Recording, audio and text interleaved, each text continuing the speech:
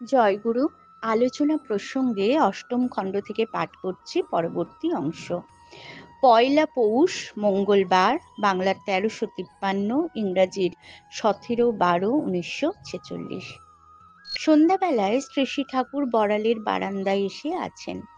Keshto ভট্টাচার্যদা, Suren পালদা, Nalini মিত্রদা, Ajay Singh, horn বসুদা, Naren Dutta জেলারদা, পণ্ডিত ভট্টাচার্য, অরুণ জোয়ারদার প্রভৃতি উপস্থিত আছেন।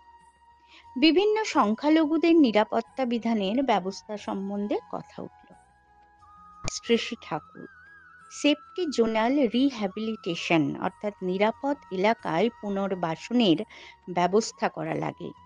রিলিফ অর্থাৎ সেবা কার্যটা হলো প্যালিয়েটিভ ট্রিটমেন্ট অর্থাৎ প্রশমনী চিকিৎসা। শুধু প্যালিয়েটিভ ট্রিটমেন্টে অর্থাৎ প্রশমনী চিকিৎসায় কাজ হবে না, তার সঙ্গে চাই কিউরেটিভ মেজার অর্থাৎ আরোগ্যকারী ব্যবস্থা। সারা ভারত থেকে কতকগুলি তাজা, তুখর ও ঝাঁঝালো মিষ্টি মানুষ জোগাড় করতে হয়, both for platform work and plot work অর্থাৎ প্রচার কাজ এবং বিশেষ ক্ষেত্রে বাস্তব পরিকল্পনা রূপায়ণী কাজ, এই দুই রকম কাজের জন্য। প্ল্যাটফর্ম ওয়ার্ক মানে যাজন, আর প্লট ওয়ার্ক মানে বিশেষ বিশেষ ক্ষেত্রে বিশেষ বিশেষ পরিকল্পনা প্রণয়ন, দায়িত্ব গ্রহণ ও তা বাস্তবে উদযাপন করা। দেশ জোড়া অমঙ্গলকে নিরোধ করে মঙ্গলের প্রতিষ্ঠা করা অতি বড় জটিল কাজ। এর জন্য কি করা লাগবে আর কি না করা লাগবে তার কোনো ঠিক ঠিকানা নেই।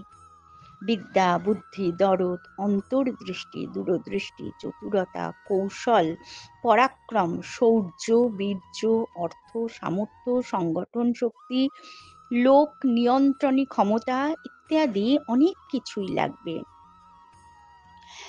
একঘেয়ে মানুষদের দিয়ে কাজ হবে না।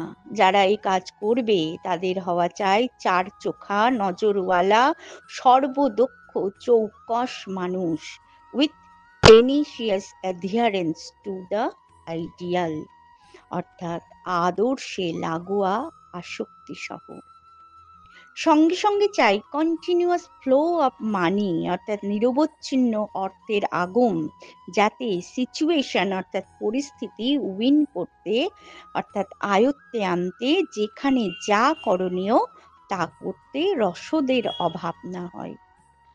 নিজেরা প্রবৃত্তির ঊর্ধ্বে থেকে প্রবৃত্তিপরায়ণ মানুষগুলিকে এমন করে খেলিয়ে খেলিয়ে ধরা লাগে যাতে ছলে বলে কৌশলে লোকমঙ্গল সুপ্রতিষ্ঠিত করে তোলা যায়। 100 কোটি টাকা যদি মজুদ থাকে কিন্তু পরে যদি টাকা না আসে তাহলে হবে না। চাই অবিশ্রান্ত স্রোতের মতো ব্যবস্থা। বাংলাদেশের কথা উঠতে শ্রী ঠাকুর গভীর আবেগে ছলছল নেত্রে বললেন, আপনারা যেমন করে পারেন বাংলাকে বাঁচান, বাংলাকে জাগান। বাংলাদেশ যদি বাঁচে সারা ভারত বাঁচবে, বাংলা যদি জাগে সারা ভারত জাগবে, আর ভারত যদি বাঁচে সারা জগৎ বাঁচবে, ভারত যদি জাগে সারা জগৎ জাগবে। এ কোনো পক্ষপাতিত্বের কথা নয়, বাস্তবেই ব্যাপার এমনতর। কথা হচ্ছে এমন সময় প্যারীনন্দীদা কেষ্টদার জন্য দেওঘর বাজার থেকে একটা কম্বল নিয়ে আসলেন। শ্রী ঠাকুর দেখে হাসি মুখে বললেন, বাহ, বেড়ে মাল আনছিস তো দেখি, বড় বাহারের জিনিস হইছে। সম্মুখে উপবিষ্ট প্রমোদদার দিকে চেয়ে বললেন, প্রমোদদার জন্য এইরকম একটা আনবার পারলে খুব ভালো হতো। প্যারিদা, আপনি যদি বলেন তাহলে এনে দিতে পারি। শ্রী ঠাকুর হাসতে হাসতে বললেন, আমি আর কি কব, তুমি দয়া করে আনে দিলেই হয়। প্যারিদা, কাল সকালেই যেয়ে নিয়ে আসবো। শ্রী ঠাকুর, কস কি ডাকাত, শীতের রাত বলে ভয় পাচ্ছিস? চ্যাংড়া মানুষের গায়ে আবার শীত লাগে নাকি? যা, পাই পাই করে চলে যা, এখনই নিয়ে আয় গিয়ে। প্যারিদা তখনই বেরিয়ে পড়লেন। শ্রী ঠাকুর উপস্থিত সবার দিকে চেয়ে সহাস্যে বললেন, আমার অভ্যাস এমনতর যে ভালো কিছু করব বলে ডিসাইড অর্থাৎ সিদ্ধান্ত করলে তৎক্ষণাৎ তা না করতে পারলে স্বস্তি পাই না।